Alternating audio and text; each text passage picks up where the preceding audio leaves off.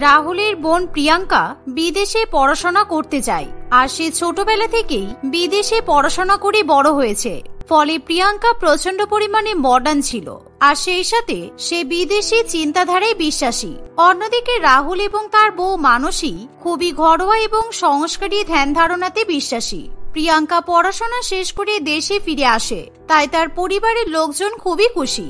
আর প্রিয়াঙ্কা দেখতে যেহেতু খুবই সুন্দর, তাই সে একেবারে ঘর আলো করে থাকে। তার পোশাক আশাক, খাওয়া দাওয়া, সাজগোজ সবকিছুতেই একটা বিদেশি ছাপ দেখতে পাওয়া যায়। আর সেই জন্যই মানসী তার ননদের উপর প্রচন্ড পরিমাণে হিংসা করে। একদিন মানসী অনেকদিন পর বোন দেশে ফিরে এসেছে, আর আমার এক ছোটবেলার বন্ধু প্রীতম, সে অনেকদিন পর বিদেশ থেকে এই দেশে ফিরে এসেছে। তাই আমি আজকে ওকে খাওয়ানোর জন্য আমাদের বাড়িতে নিমন্ত্রণ করেছি। তুমি আজকে সবার জন্য ভালো মন্দ রান্না করো, কেমন? আমার আর ভালো লাগে না। একই তোমার বোন বিদেশ থেকে আসার পর থেকে আমার কাছে এই খাবো সেই খাবো আবদার করছে, আর আমি ওর আবদার পূরণের জন্য নানান রকম রান্না করে বেড়াচ্ছি। আর তুমি এখন তোমার বন্ধুকে আবার নিমন্ত্রণ করে বসেছো। মানসী মোটেই বাড়ির এত কাজকর্ম করতে পছন্দ করে না, কিন্তু তার কিছু করার নেই, কারণ আজকে তাকে সবার জন্য রান্না করতেই হবে। তাই মানসী তাড়াতাড়ি রান্নাঘরে গিয়ে বাসন্তী চালের পোলাও এবং তার সাথে মটন কষা রান্না করে। কিছুক্ষণের মধ্যে রাহুলের বন্ধু প্রীতম তাদের বাড়িতে আসে। প্রথমে প্রিয়াঙ্কাকে দেখা মাত্রই প্রীতমের তাকে ভীষণ পছন্দ হয়ে যায় আর তারা দুজনে গল্প করতে শুরু করে। আমি তোমার ব্যাপারে তোমার দাদার কাছে অনেক কথা শুনেছি। তুমি পড়াশোনায় খুব ভালো, আর এতদিন বিদেশে ছিলে, আর আমিও বিদেশেই ছিলাম, তাই তোমার সাথে আমার মানসিকতার মিল আছে। হ্যাঁ, ঠিকই বলেছো। আমারও তো তোমার সঙ্গে কথা বলে খুব ভালো লাগছে। তুমি মাঝে মধ্যে আমাদের বাড়িতে ঘুরতে এসো, কেমন? তাহলে আমরা এরকম গল্প সল্প করতে পারবো, কারণ আমি এখানে কারোর সঙ্গে ঠিক গল্প করে শান্তি পাই না। আচ্ছা ঠিক আছে, আমার অফিস ছুটি হলে আমি তোমার সাথে দেখা করতে চলে আসবো, কিংবা তোমাকে ঘুরতে নিয়ে যাবো। তাহলে তুমি খুশি হবে তো? দুজনে মিলে এভাবে গল্প করতে থাকে আর মানসী তাদের সব গল্প শুনতে থাকে। এর ফলে মনে মনে তার প্রচন্ড পরিমাণে হিংসা হয়। প্রীতম যেহেতু বড়লোক পরিবারের ছেলে আর সে মানসীর ননদের সঙ্গে গল্প করছে, এমন দৃশ্য মানসী কিছুতেই পছন্দ করতে পারে না। আমি সারাদিন বাড়ির কাজকর্ম করে মরবো, আর আমার ননদ বিদেশ থেকে ঘুরে এসে আমার বরের বন্ধুর সঙ্গে গল্প করবে। দেখো কেমন হেসে হেসে গল্প করছে, আমার গা একদম জ্বলে যাচ্ছে। অসভ্য মেয়ে একটা। এই ভেবে মানসী ইচ্ছা করে তাদেরকে গল্প করতে দেয় না, আর সে তখনই সেখানে খাবার দাবার নিয়ে চলে আসে। সবাই মিলে খাওয়া দাওয়া করার পর প্রীতম প্রিয়াঙ্কাকে নিজের ফোন নাম্বার দিয়ে সেখান থেকে চলে যায়। আর ধীরে ধীরে বেশ কিছুদিন কাটে, আর প্রীতম এবং প্রিয়াঙ্কা একে অপরের খুবই ভালো বন্ধু হয়ে ওঠে। এমনকি তারা দুজনে একে অপরকে পছন্দ করে ফেলে। এখন তারা সব সময় ফোনে কথা বলে, আবার বাইরেও দেখা সাক্ষাৎ করে থাকে। আর একদিন যখন মানসী প্রিয়াঙ্কার ঘরের বাইরে থেকে হেঁটে যায়, তখন হ্যাঁ প্রীতম, আমি জানি আজকে সন্ধ্যাবেলা আমি তোমার সঙ্গে সিনেমা দেখতে যাব, আর তুমি আমাকে যেই হলুদ কালারের ড্রেসটা গিফট করেছো সেই ড্রেসটা পরেই আমি তোমার সঙ্গে বেরোবো। এখন ফোন রাখছি। হ্যাঁ, এক্ষুনি দাদা বৌদি আমাকে ডাকবে। হ্যাঁ, আমি কিন্তু তোমার জন্য স্টার সিনেমা হলের বাইরে অপেক্ষা করব। তুমি তাড়াতাড়ি চলে এসো, কেমন? আমাকে বেশি অপেক্ষা করিও না। আর তোমাকে ওই সুন্দর হলুদ ড্রেসে দেখবো বলে আমি অনেকদিন থেকেই অপেক্ষা করছি। প্রীতমের এমন কথা শুনে প্রিয়াঙ্কা লজ্জা পেয়ে যায় আর সে তখনই ফোন রেখে দেয়। কিন্তু মানসী তাদের সব কথা শুনে ফেলে। এর ফলে মানসী মনে মনে প্রচন্ড পরিমাণে রেগে যায়, আর সে তখনই তার স্বামীর কান ভাঙানোর জন্য চলে যায়। তোমার বোন বিদেশ থেকে ফিরে এসে বয়ফ্রেন্ড জুটিয়েছে, আর আজকে সেই বয়ফ্রেন্ডের সঙ্গে সিনেমা দেখতে যাবে। ফোনে নাটক করে করে আবার গল্প করছিল। বাবারি বাবা, কত ঢং! তুমি পারো বটে। আমার বোন যদি কারোর সাথে প্রেম করে তাহলে ক্ষতি কি? আর তুমি ওর ঘরের বাইরে থেকে কান পেতে শুনছো কেন? এটা তো ঠিক নয়। আমার বোন যদি জানতে পারে তাহলে কিন্তু খুব রেগে যাবে। আমার বইয়েই গেছে, তোমার বোন জানতে পারলে আমার কিচ্ছু যায় আসে না। তুমি কি জানো তোমার বোনের বয়ফ্রেন্ড হলো তোমারই বন্ধু প্রীতম? সেদিনকে প্রীতমকে নিমন্ত্রণ করেছিলে, আর আমাদের বাড়িতে এসে তোমার বোনের সঙ্গে লটকে গেছে। এখন খুব লটর পটর চলছে। না না, তুমি কি সব বলছো? এরকম যদি হতো তাহলে প্রীতম আমাকে বলতো। আর প্রীতম খুবই ভালো ছেলে। যদি প্রীতম আমার বোনের বয়ফ্রেন্ড হয় তাহলে আমার বোনের জীবন খুব সুখের হবে। এই বলে রাহুল ঘর থেকে বেরিয়ে যায়। এর ফলে মানসী রাহুলের উপর প্রচন্ড পরিমাণে রাগ করে। তার মনে মনে ইচ্ছা হয় সে তার ননদের বয়ফ্রেন্ডকে তাড়িয়ে দেবে আর ননদকে দুঃখ দেবে। কিন্তু ননদ যেহেতু মডার্ন, দেখতে সুন্দরী আর সবসময় সুন্দর সুন্দর জামা কাপড় পরে বয়ফ্রেন্ডের সঙ্গে ঘুরে বেড়ায়, তাই মানসীর মনে প্রচন্ড পরিমাণে হিংসার সৃষ্টি হয়। কারণ তাকে সারাদিন সংসারে কাজকর্ম করতে হয়, এমনকি তার স্বামী তাকে কোথাও ঘুরতে পর্যন্ত নিয়ে যায় না। আর সেদিন যখন প্রিয়াঙ্কা সুন্দর একটা হলুদ রঙের ড্রেস পরে সিনেমা দেখতে যাবে, এমন সময় বা প্রিয়াঙ্কা, তোমার জামাটা তো খুব সুন্দর। জামাটা কোথা থেকে কিনেছো? আমারও না অনেক সময় এত সুন্দর জামা পরতে ইচ্ছা করে, কিন্তু তোমার দাদা আমাকে কিনেই দেয় না। জানো বৌদি, জামাটা আমি কিনিনি, আমাকে আমার বন্ধু গিফট করেছে। আর তুমি চিন্তা করো না, আমি এরকমই সেম দেখতে জামা যদি খুঁজে পাই তাহলে তোমার জন্য কিনে নিয়ে আসবো, কেমন? না না থাক, আমার জন্য তোমাকে এরকম জামা কিনতে হবে না, কারণ তোমার জামা মানে তো আমারই জামা। শোনো না, আজকে আমার বান্ধবীদের সঙ্গে একটু দেখা করতে যাব, তাই তুমি তোমার এই জামাটা আমাকে পরতে দেবে গো। বৌদির এরকম আবদার শুনে প্রিয়াঙ্কা একটু দুশ্চিন্তায় পড়ে, কারণ এই জামাটা তাকে প্রীতম গিফট করেছে। আর আজকে সেই জামাটা পরেই তার সিনেমা দেখতে যাওয়ার কথা। আর এখন যদি সেই জামাটা সে তার বৌদিকে দিয়ে দেয় তাহলে তার কাছে পরনে দেওয়ার মতো সেই একই রকম জামা থাকবে না। কিন্তু বৌদি, আমি তো এই জামাটা পরে একেবারে রেডি হয়ে গেছি, আর সবেমাত্র আমি বেরিয়েই যাব। তাই তুমি আজকে দয়া করে অন্য একটা জামা পরে চলে যাও না, তোমাকে আমি না হয় অন্যদিন জামাটা পরতে দেব। প্রিয়াঙ্কার কথা মানসী কিছুতেই শুনতে চায় না, ফলে ননদ তখনই তার পরনের জামা খুলে বৌদিকে দিয়ে দেয়। আর এর ফলে মানসী খুবই খুশি হয়। অন্যদিকে প্রিয়াঙ্কা একটা সাধারণ জিন্স টপ পরে প্রীতমের সঙ্গে সিনেমা দেখতে যায়। আর এদিকে মানসী তার ননদের বয়ফ্রেন্ডের দেওয়া জামা পরতে পেরে প্রচন্ড পরিমাণে খুশি হয়। কিন্তু প্রিয়াঙ্কা যখন সিনেমা হলে পৌঁছায় তখন প্রীতম তাকে দেখে বলে, কি ব্যাপার প্রিয়াঙ্কা, আমি তোমাকে কত সুন্দর হলুদ জামাটা গিফট করলাম, আর তুমি নিজে বললে ওই জামাটা পরে আসবে, কিন্তু তুমি জামাটা পরলে না কেন? একটা সাধারণ জিন্স টপ পরে চলে এসেছো। আরে না গো, ওই জামাটা আমি পরেছিলাম, কিন্তু মেকআপ করতে গিয়ে জামাটার উপর অনেকটা ফাউন্ডেশন পড়ে গেছে আর দাগ হয়ে গেছে, সেই জন্য জামাটা আমি আর পরতে পারলাম না। পরে একদিন আমি নিশ্চয়ই জামাটা পরে আসবো, তুমি প্লিজ রাগ করো না। এভাবে প্রিয়াঙ্কা প্রীতমকে মিথ্যা কথা বলে, কারণ প্রীতম যদি জানতে পারে তার বন্ধুর বউ তার গার্লফ্রেন্ডের কাছ থেকে জামা নিয়েছে তাহলে তার খারাপ লাগবে। আর সেদিন তারা সিনেমা দেখে রেস্টুরেন্টে খাওয়া দাওয়া করে খুবই আনন্দ করে বাড়িতে ফিরে যায়। অন্যদিকে মানসী রান্না করে তার শ্বশুর বাড়ির লোকেদের জন্য রান্না করে, আর বাড়ি বাড়ি সে ঘড়ির দিকে তাকাতেই থাকে। বাড়াবাড়ির একটা সীমা থাকা দরকার, কেমন গটগট করে সিনেমা হলে সিনেমা দেখতে চলে গেল। আমি ভাবলাম যে সাধারণ জামা কাপড় পরে গেছে বলে ওর বয়ফ্রেন্ড হয়তো ওর উপর রাগ করবে আর তাড়াতাড়ি বাড়িতে ফিরে আসবে, কিন্তু তা নয়। 10টা বেজে গেলে এখনো ফিরলো না। আর আমি যদি একটু রাত করে বাড়িতে ফিরি তাহলে আমার বর আমাকে মুখ করে উদ্ধার করে দেয়, আর নিজের বোনের বেলায় সবকিছু ছাড় আছে, ঢং। আর এভাবেই কিছুক্ষণ কাটে, আর প্রিয়াঙ্কা বাড়িতে ফিরে এলে সে খাবার খেতে চায় না, যার ফলে মানসী প্রিয়াঙ্কার ভাগের খাবার ফ্রিজের মধ্যে তুলে রেখে দেয়। এভাবেই দেখতে দেখতে কিছুদিন কাটে, আর প্রিয়াঙ্কা এবং প্রীতমের সম্পর্ক আরো গভীর হয়ে ওঠে। এবার তারা ঠিক করে তাদের দুজনের বিয়ে করে নেওয়া উচিত। আর একদিন বয়ফ্রেন্ড গার্লফ্রেন্ড দুজনে মিলে শপিং করতে যায়, কিন্তু সেই খবর যখন মানসীর কাছে গিয়ে পৌঁছায়, রাহুল, তুমি সারাদিন ল্যাপটপের মধ্যে মুখ গুজে বসে থাকো আর আমি রান্নাঘরে পড়ে থাকি। তোমার বোনকে দেখেছো? কি সুন্দর বয়ফ্রেন্ডের সঙ্গে ঘুরে বেড়াচ্ছে, সিনেমা দেখছে, শপিং করছে, রেস্টুরেন্টে খাচ্ছে, আর তুমি তো আমাকে কোথাও নিয়ে যাও না। আমার মনে হয় এবার একটা বয়ফ্রেন্ড জোটাতে হবে। ধুত বাবা, কাজের সময় ডিস্টার্ব করো না তো, তুমি যাও এখান থেকে। আর তুমি বয়ফ্রেন্ড জোটাবে মানে? তোমার তো বিয়ে হয়ে গেছে, আর আমি তো তোমার বর, তোমার বয়ফ্রেন্ডও তো আমি। আর সবসময় বলেছি না তোমার বোনের সাথে নিজের তুলনা করবে না। তুলনা করবো না কেন?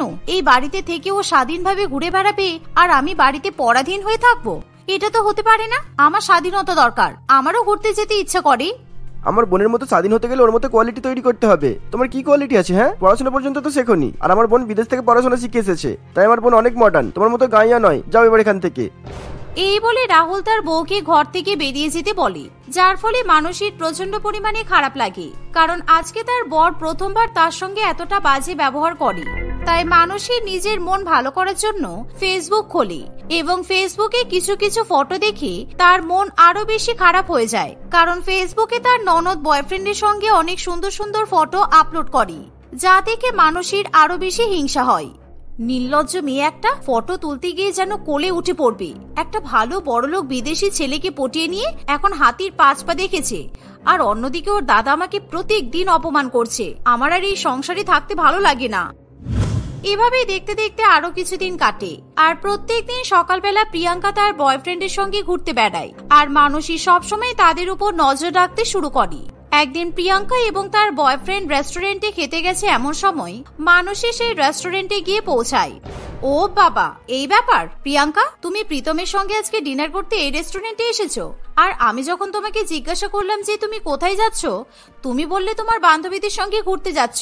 আমাকে মিথ্যা কথা কেন বললে তুমি? প্রিয়াঙ্কা তার বৌদিকে দেখে একটু ভয় পেয়ে যায় আর সে ঠিকঠাক মতো উত্তর দিতে পারে না। অন্যদিকে প্রীতমও ভীষণ পরিমাণে লজ্জাবোধ করে। না বৌদি, আসলে আমি আমার বান্ধবীদের সঙ্গে দেখা করতে এসেছিলাম, হঠাৎ করে প্রীতমের সঙ্গে দেখা হয়ে গেল, তাই আমরা বসে গল্প করছি। আর তুমি যেমন ভাবছো সেরকম কিছু নয়।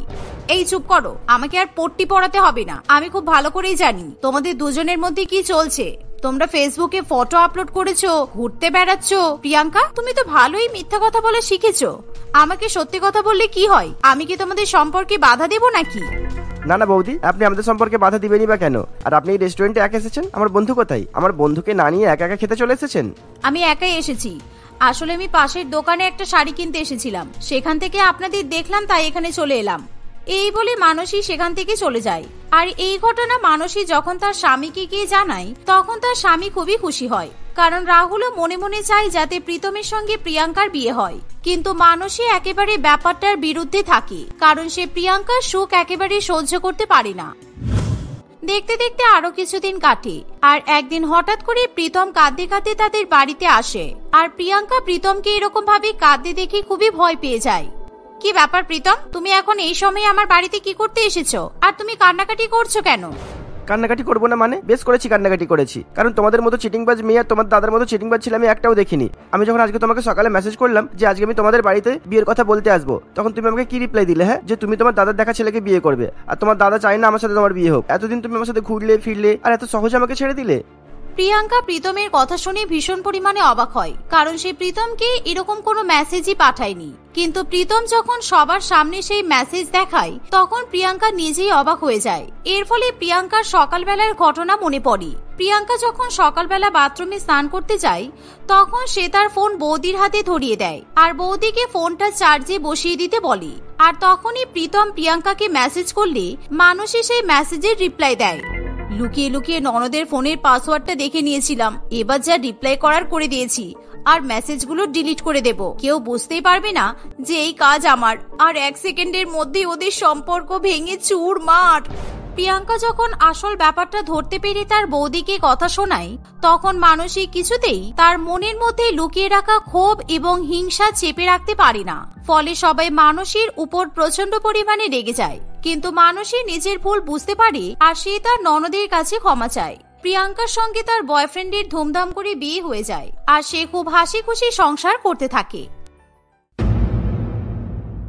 প্রিয়া এবং রিঙ্কি দুই বোন তাদের দাদা কমল এবং বৌদি প্রিয়াঙ্কার সঙ্গে বাস করে।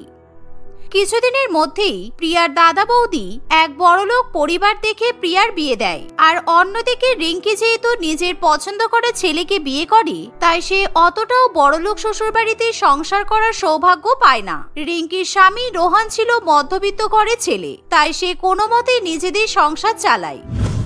আর দেখতে দেখতে বছর ঘুরে রাখি উৎসবের দিন চলে আসে। বৌদি, কালকে রাখি বন্ধন, তুমি দাদাকে নিয়ে আমাদের বাড়িতে চলে এসো। আমি কিন্তু অনেক খাওয়া দাওয়ার আয়োজন করেছি, কারণ আমার একটা মাত্র দাদা বলে কথা। আর হ্যাঁ, কালকে কিন্তু সকাল থেকে রাত পর্যন্ত তোমরা আমার বাড়িতেই থাকবে, কেমন? হ্যাঁ হ্যাঁ, নিশ্চয়ই, কেন যাব না। বিয়ের পর প্রথম বছর তুমি তোমার শ্বশুর বাড়িতে রাখি পালন করবে, এর থেকে আনন্দের আর কিছুই হতে পারে না। আমি তোমার দাদাকে নিয়ে কালকে সকালবেলা উঠেই তোমাদের বাড়িতে চলে যাব। এই শুনে প্রিয়া খুবই খুশি হয় এবং ফোন রেখে সে তার শ্বশুর বাড়িতে প্রথম রাখি উৎসব পালন করার জন্য নানান রকমের দামি দামি খাবার দাবারের আয়োজন করতে শুরু করে। আর সেই সাথে পুরো বাড়ি একেবারে আলো দিয়ে এবং ফুল দিয়ে সাজিয়ে তোলে। অন্যদিকে বিমল যখন অফিস থেকে বাড়িতে ফিরে আসে, তখন প্রিয়াঙ্কা রাখি বন্ধনের নিমন্ত্রণের ব্যাপারে তাকে জানায়। আমি জানতাম প্রিয়াঙ্কা যে প্রিয়া তোমাকে ফোন করবে, আর কালকে সকালবেলা উঠে আমি আর তুমি সুন্দর গিফট কিনে প্রিয়ার বাড়িতে চলে যাব রাখি বন্ধন উৎসব পালন করার জন্য। কেননা আমার হাতে প্রিয়া সবচেয়ে আগে রাখি পড়াবে বলে কথা। এর চেয়ে আনন্দের খবর কিছু হতে পারে? বিয়ের আগে ওই সর্বপ্রথম আমার হাতে রাখি পড়াতো, জানো? এইভাবে স্বামী স্ত্রী রাখি বন্ধন উৎসব নিয়ে আলোচনা করতে থাকে। এমন সময় হঠাৎই রিঙ্কি বিমলকে ফোন করে, কিন্তু প্রথমে বিমল কিছুতেই ছোট বোনের ফোন ধরতে চায় না, কিন্তু পরে বিরক্ত হয়ে ফোন ধরতে বাধ্য হয়।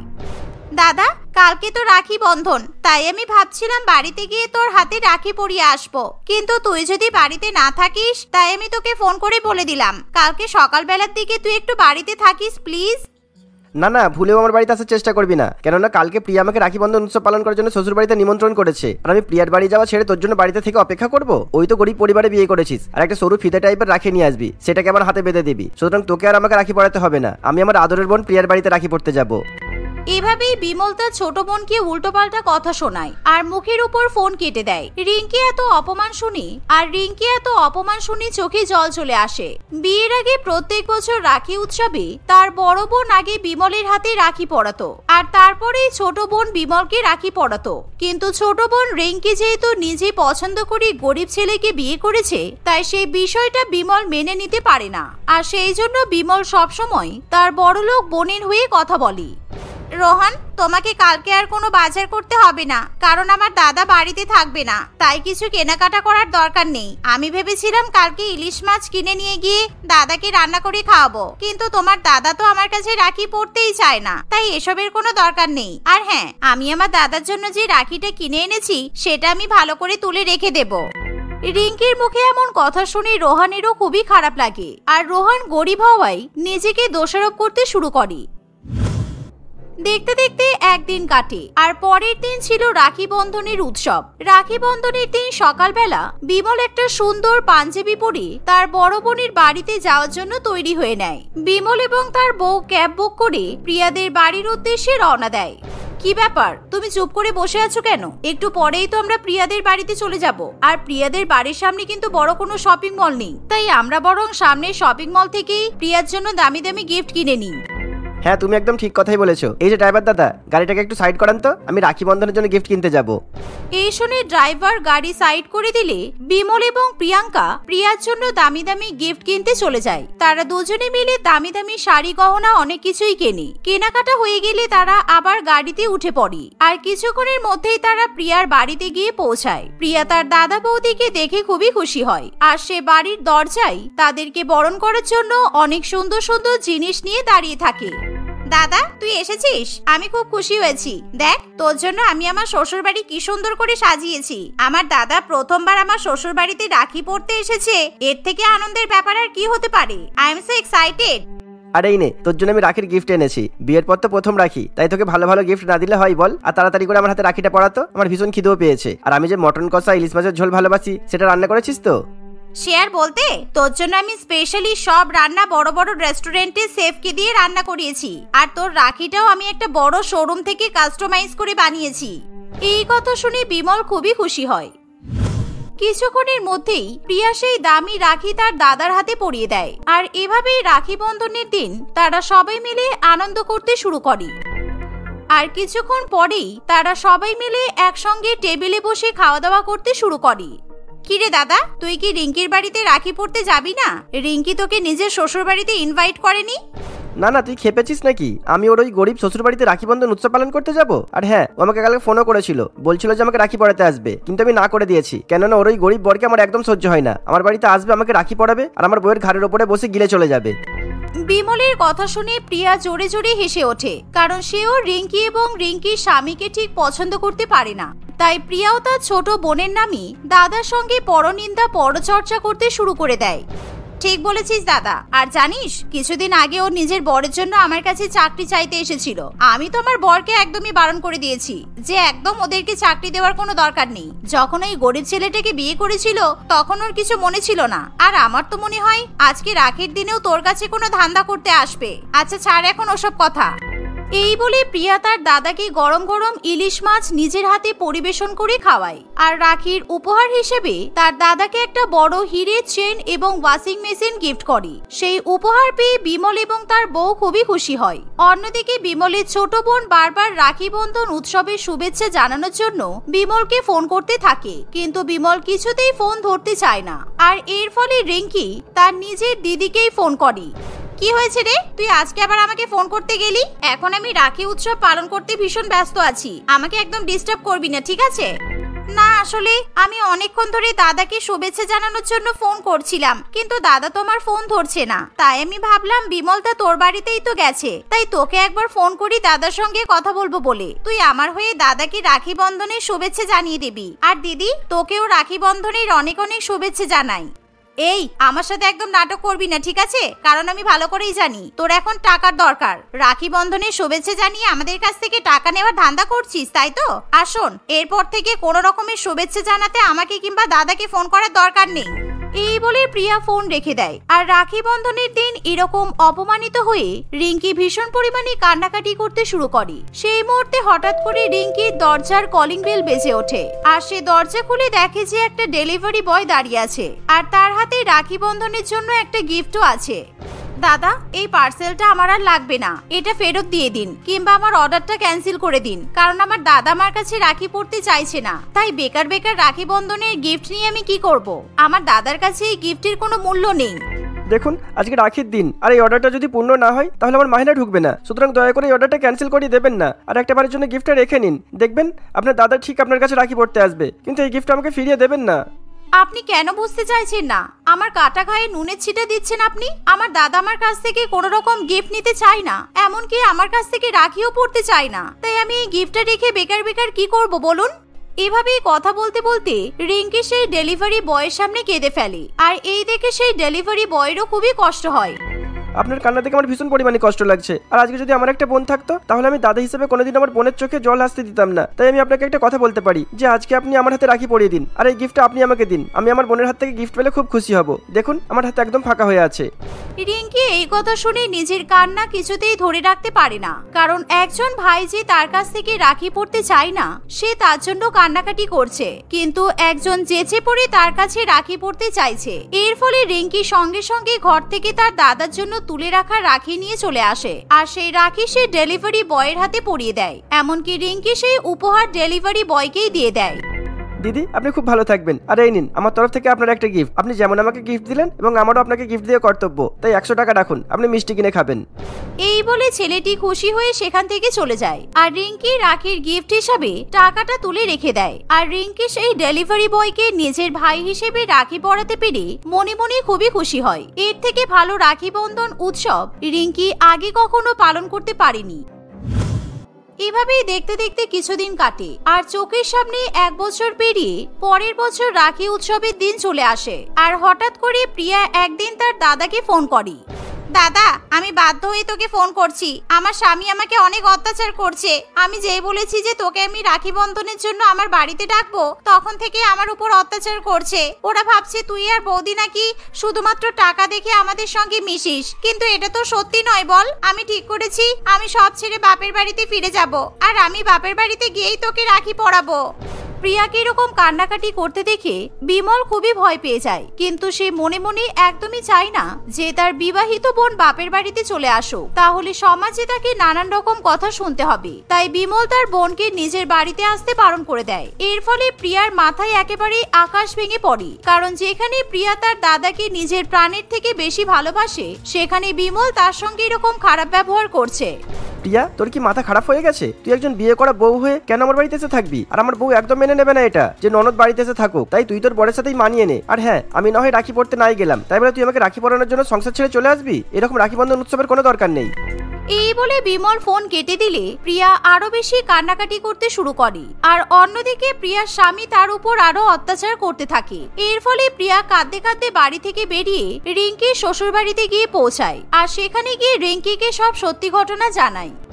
দিদি, তুই ভুলেও তো শ্বশুর বাড়িতে যাবি না, তুই আমার সঙ্গেই থাকবি। আমি নুন ভাত ফ্যান ভাত যাই খাবো তুইও তাই খাবি। আর দাদাও তোকে এরকম ভাবে অপমান করবে আমি তো ভাবতেই পারিনি। তুই আগের বছর যে দাদাকে এত আদর করে রাখি পরিয়েছিস, আর এই বছর সেই দাদা তোকে নিজের বাড়িতেই ঢুকতে দিচ্ছে না। ছাড়, এসব কথা বাদ দে এখন, চল তুই কিছু খেয়ে নিবি। এই কথা শুনে প্রিয়া ভীষণ পরিমাণে লজ্জিত হয়ে পড়ে। আর প্রিয়া তার ব্যাগে করে যে রাখি তার দাদাকে পরাবে বলে নিয়ে এসেছিল, সেই রাখিটা বের করে প্রিয়া তার ছোট বোনের হাতে পরিয়ে দেয়। আর বড় দিদি ছোট বোনের হাতে রাখি পরাচ্ছে দেখে রিঙ্কিও তার বড় দিদির হাতে রাখি বাঁধে। কে বলেছে রাখি বন্ধন উৎসব শুধু ভাই বা দাদার হাতে রাখি পরানোর জন্য? আজকে আমি আমার ছোট বোনকে রাখি পরিয়ে রাখি উৎসব পালন করলাম, আর প্রত্যেক বছর আমি এভাবেই তোর হাতে রাখি পরাতে চাই। এভাবেই দুই বোন খুবই খুশি হয়ে রাখি উৎসব পালন করে। আর অন্যদিকে রাখি বন্ধনের দিন বিমল যখন দেখে যে তার হাতে কেউ রাখি পরায়নি, এই দেখে বিমলের খুবই খারাপ লাগে, আর সে নিজের ভুল বুঝতে পারে। আর তখনই বিমল তার দুই বোনের কাছে গিয়ে ক্ষমা চায়। শেষ পর্যন্ত দুই বোন আবার ভালোবেসে তাদের একমাত্র দাদাকে রাখি পরায়।